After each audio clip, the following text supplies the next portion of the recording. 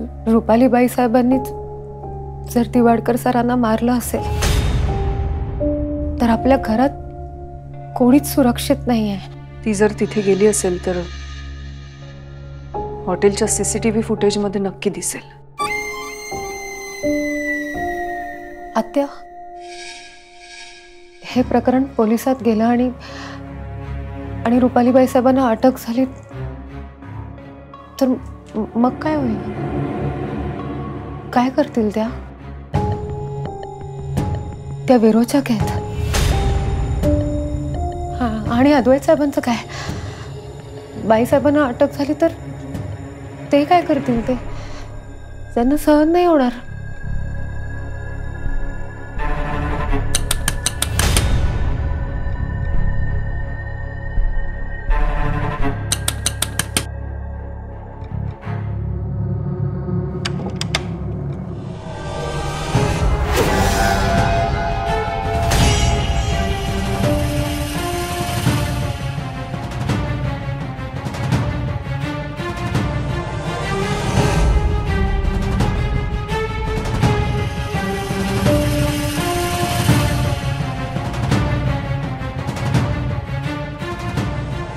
त्रिनयनेच्या लेकींनो, काय काय झालंय? काय असे का दिसतायत चेहरे तुमचे?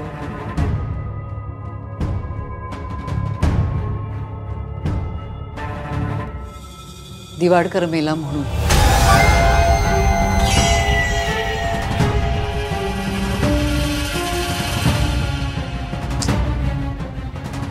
पण या सगळ्याला तुम्ही दोघीच जबाबदार आहात। चांगला राहत होता त्याच्या घरी हम्पीला,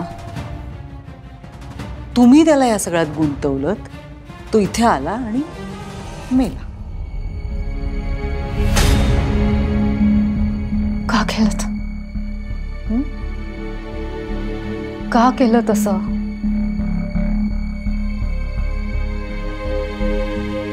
करावं लागलं। सर्पलिपी देत नव्हता ना मला, म्हणून मारला। परिस्थितीचं गांभीर्य लक्षात येतंय का?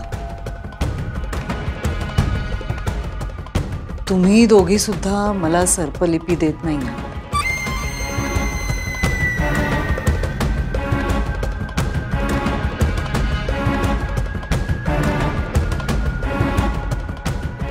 साम दाम दंड भेद सगळं वापरते मी।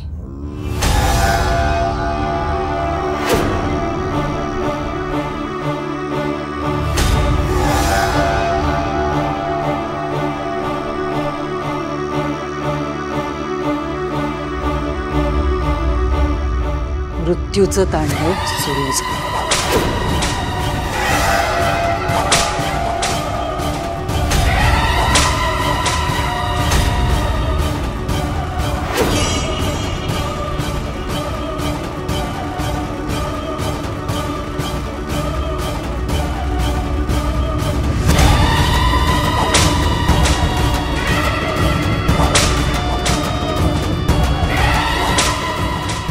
त्यांना कशाचंच भय उरलं नाहीये।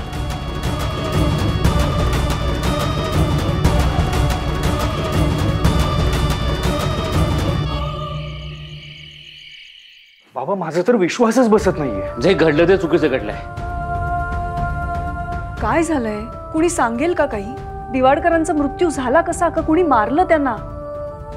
त्या हॉटेलच्या सीसीटीव्ही फुटेज मध्ये दिसलं असेल ना काहीतरी? काय झालं? अरे अरे बोला ना, तुम्हाला काय कळलंय? सीसीटीव्हीत कोण दिसलं? कोण गेलं होतं तिथे? मी।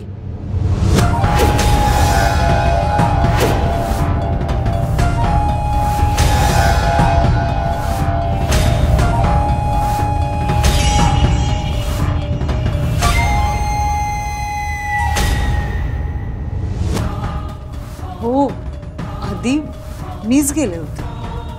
पण रुपाली, तू का गेली होतीस दिवाडकरांकडे? आधी मी जाणार नाही तर कोण जाणार? काय बोलतेस तू? खरंच अरे जायलाच हवं होतं.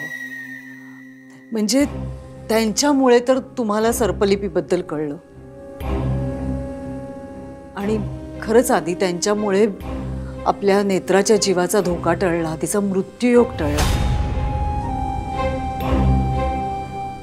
म्हणून गेले होते मी त्यांचे आभार मानायला.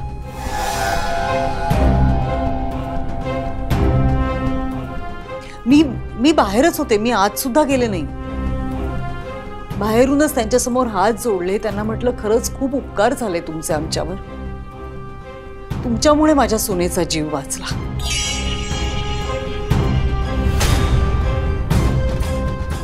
खरंच. पण ते गेले कसे? माझा विश्वासच बसत नाही आधी. काय झालं? त्यांना दंश केला नागाने.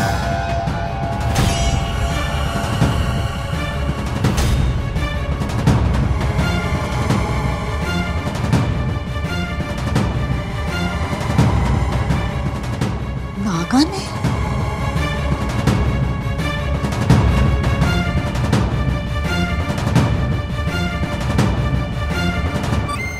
पण कसं काय? म्हणजे चांगल्या हॉटेलमध्ये उतरले होते ते.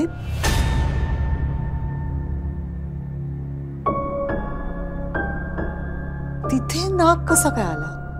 काहीच कळायला मार्ग नाहीये.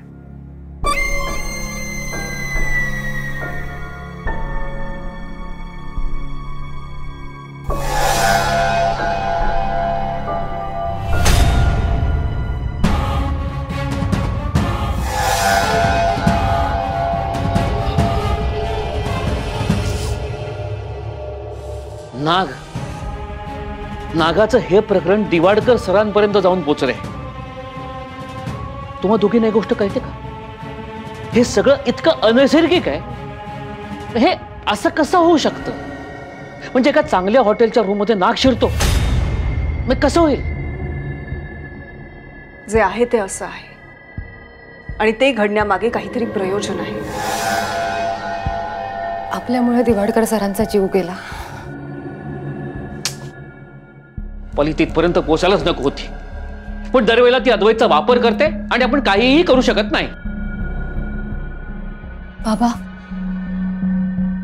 रुपाली बाईसाहेब जेव्हा आल्या ना, तेव्हा त्यांच्या चेहऱ्यावर आत्मविश्वास दिसत होता. आमची दिशाभूल करायला किंवा आम्हाला डिवचायला मला माहित नाही का, पण त्यांनी आम्हाला सांगितलं की त्यांनी दिवाडकर सरांचा खून केलाय. मला हेच कळत नाहीये. जर दिवाडकर सरांचा मृत्यू सर्पदंशाने झालाय, तर मग रुपालीबाई साहेब असं का म्हणाले की त्यांनी मारलंय दिवाडकर सरांना? असं तर नसेल ना की रुपालीबाई साहेबांना आधीपासूनच माहित होतं की दिवाडकर सरांचा मृत्यू सर्पदंशाने झाला? अर्थातच हे सगळं तिला माहित होतं, म्हणूनच ती इतक्या आत्मविश्वासाने बोलत होती.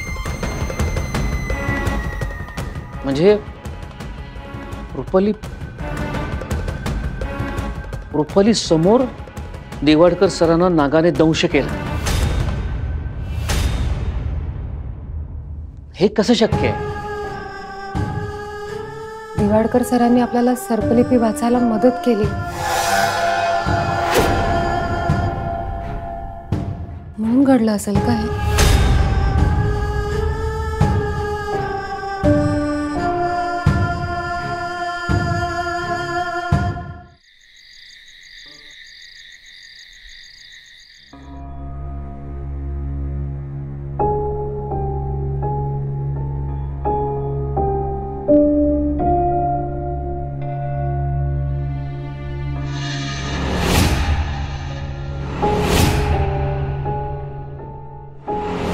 ही लिपी नाही, राक्षस तुमच्या पदरात टाकतोय.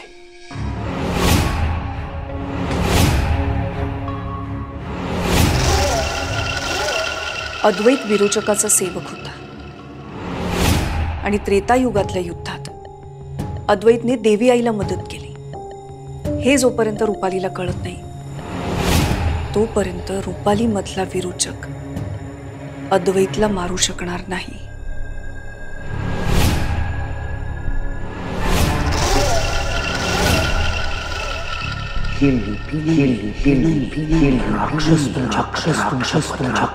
राक्षस तुमच्या पदरात